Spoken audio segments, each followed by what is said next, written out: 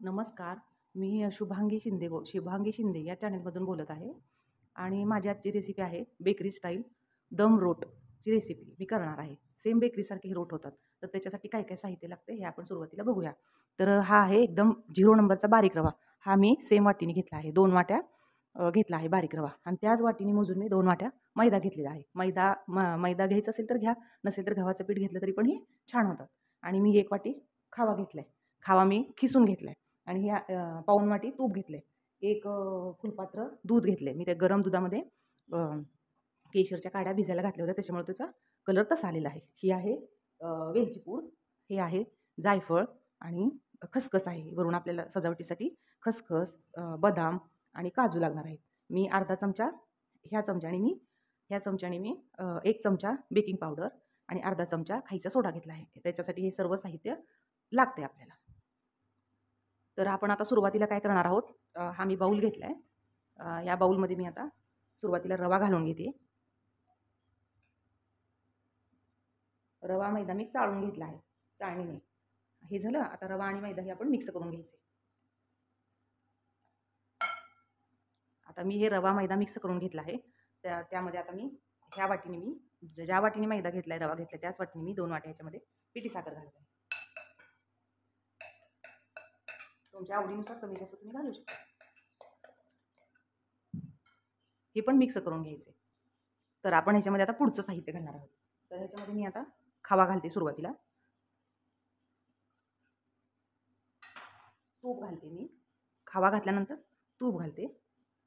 थोडंसं ठेवायचे तूप आपल्याला, 1 चमचा. आता त्याच्यामध्ये मी बेकिंग पावडर घालते.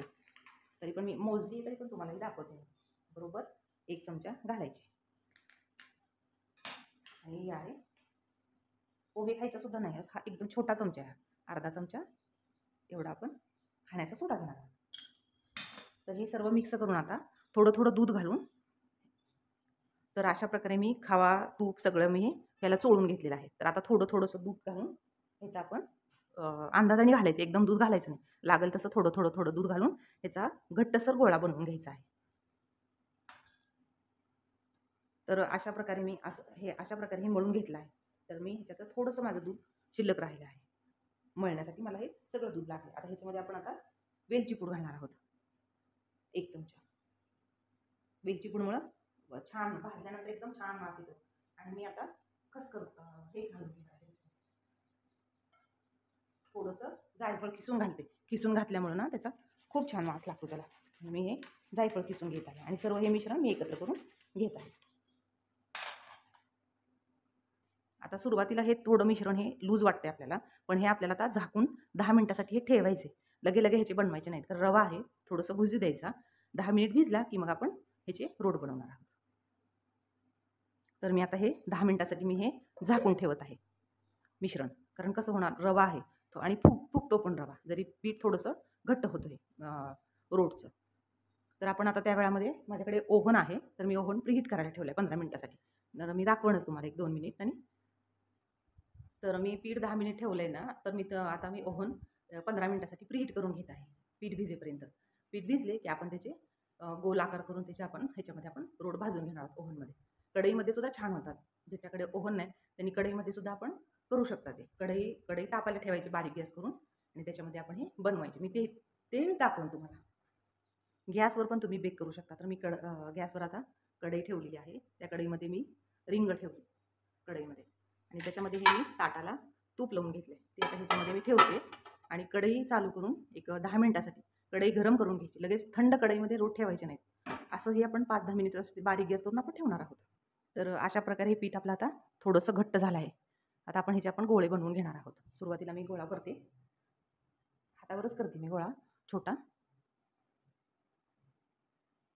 असं थोडासा आकार द्यायचा त्याला, जास्त पण हे करायचं नाही, प्रेस करायचं नाही. हलक्या हाताने थोडंसं असं त्याला मी ओव्हनमधला ट्रे आहे त्याला तूप लावून घेतले. मी बटर पेपर नाही घातला. मी आहे पण मी नाही घातला, कारण ते तूप शोषून घेतो बटर पेपर.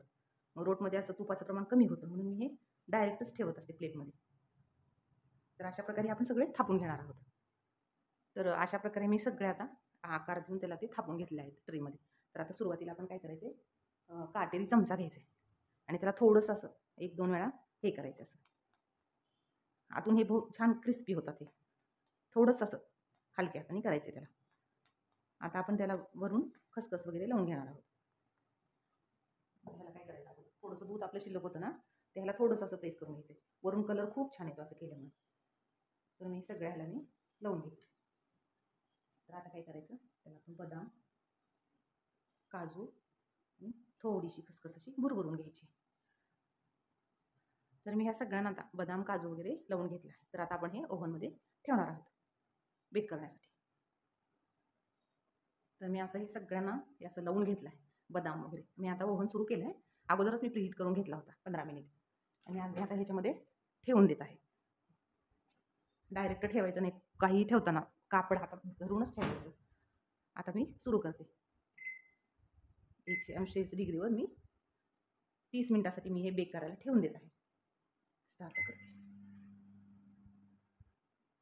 तर अशा प्रकारे हे आपले रोट बेक करून झालेले आहेत. बरोबर मला 30 मिनिट लागले बेक करण्यासाठी. असा कलरच एक छान दिसतो रोटचा. तर आता मी सर्विंग बाउलमध्ये काढून घेत आहे. तर आता आपण कढईतले पण बघूया झालेत का नाही ते.